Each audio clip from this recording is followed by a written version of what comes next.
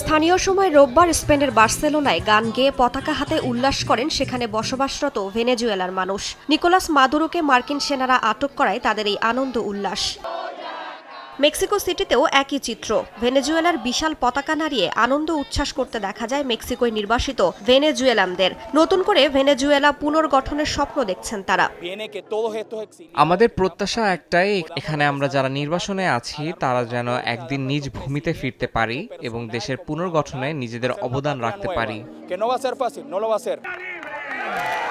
যুক্তরাষ্ট্র ও লাতিন আমেরিকার বিভিন্ন দেশে বসবাসকারী ভেনেজুয়েলার নাগরিকদের আনন্দের যেন শেষ নেই। যুক্তরাষ্ট্রের ফ্লোরিডা, পেরুর লিমা, কলম্বিয়ার বোগোতা, পুয়ের্তো রিকোয় প্রবাসী ভেনেজুয়েলানদের একাংশ মার্কিন অভিযানের পক্ষে সমাবেশ করে। ভেনেজুয়েলাকে স্বাধীন করো স্লোগানে ট্রাম্প প্রশাসনকে ধন্যবাদ জানান তারা। অনেকের দাবি মাদুরোর পতনই রাজনৈতিক পরিবর্তনের একমাত্র পথ, যদিও বিরোধী নেতৃত্ব ও ভবিষ্যৎ ক্ষমতা হস্তান্তর নিয়ে মতভেদ রয়েছে।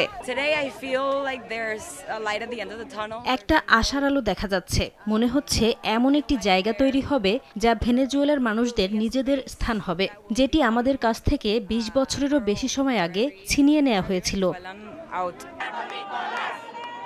তবে ভেনেজুয়েলার ভেতরের চিত্র কিছুটা ভিন্ন। রাজধানী কারাকাসে হাজারো সরকার সমর্থক রাস্তায় নেমে মাদুরোর মুক্তির দাবি জানান। কেউ হাতে অস্ত্র, কেউ মাদুরোর ছবি ও সুপার বিগোটে চরিত্রের প্রতীক নিয়ে শপথ নেন আনুগত্যের। বিক্ষোভকারীদের অভিযোগ, মার্কিন বিমান আকাশসীমা লঙ্ঘন করলেও কোনো প্রতিরোধ হয়নি। একে সরাসরি সার্বভৌমত্বে আঘাত বলে মনে করছেন তারা।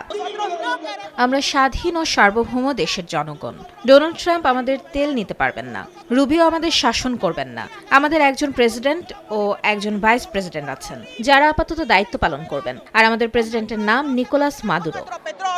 এশিয়ার দেশ দক্ষিণ কোরিয়াও মার্কিন প্রেসিডেন্ট ডোনাল্ড ট্রাম্পের এমন কর্মকাণ্ডের নিন্দা জানিয়েছে। সিউলে মার্কিন দূতাবাসের সামনে সমাবেশে যুক্তরাষ্ট্রের সামরিক হস্তক্ষেপের নিন্দা জানান বিক্ষোভকারীরা। বিদেশি রাষ্ট্রপ্রধানকে আটক আন্তর্জাতিক আইন ও কূটনৈতিক রীতির সরাসরি লঙ্ঘন বলেও মনে করেন তারা।